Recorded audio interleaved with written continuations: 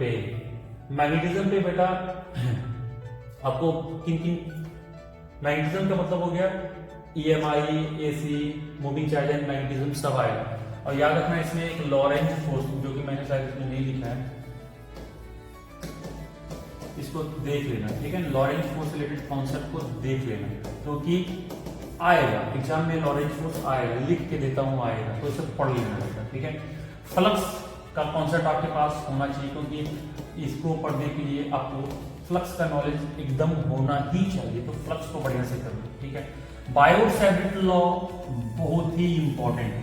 Biot-Savart law में आपका application पूछेगा, हो सकता है कि ये पूछ दे कि अगर एक सर्कुलर करंट कैरिंग कॉइल है तो बताओ एक्सिस पे मैग्नेटिक फील्ड कितना होगा। हमेशा पूछा गया क्वेश्चन है, इसको डिराइव करके आसानी से याद कर लेना, एक जगह इसको लिख लेना, इसको ड्राइव करके, ठीक है ना, आएगा एग्जाम में, ठीक है। चलिए दूसरा एम्पियर सर्किटल लॉ भी बहुत ही इंपॉर्टेंट है बेटा, बहुत ज्यादा इंपॉर्टेंट है एम्पियर सर्किटल लॉ, ठीक है। आपको जनरली एम्पियर सर्किटल लॉ का जो है ना यूज सोलिनॉइड में देखने को मिलता है, तो सोलिनॉइड वाला केस जो है ना एम्पियर सर्किटल लॉ का एकदम आप कर लो, ठीक है। इसका मतलब हाउ टू फाइंड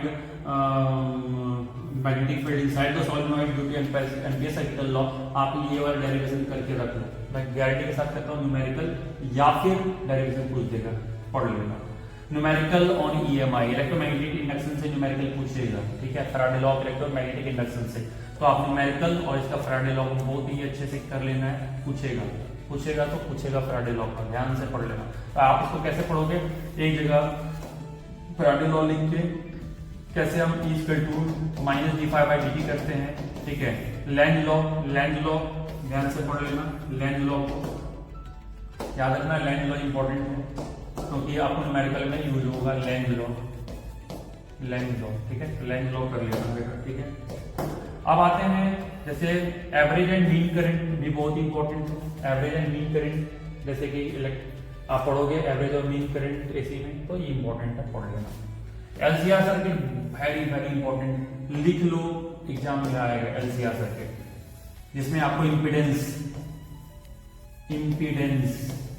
इम्पीडेंस क्या होता है, पावर फैक्टर क्या है, इम्पीडेंस क्या है,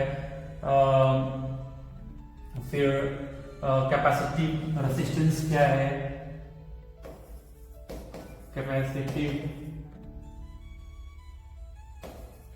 रेजिस्टेंस, ठीक है, इंडक्टिव रेजिस्टेंस क्या है, तो आप इसे आसानी से कर लेना, ज्यादा हार्ड नहीं होता है, ठीक है। फेजर डायग्राम बहुत ही इंपॉर्टेंट है, आप LCR का फेजर डायग्राम करके ही जाना, एग्जाम में आएगा, ठीक है। और न्यूमेरिकल LCR सर्किट से रिलेटेड न्यूमेरिकल करके जाना।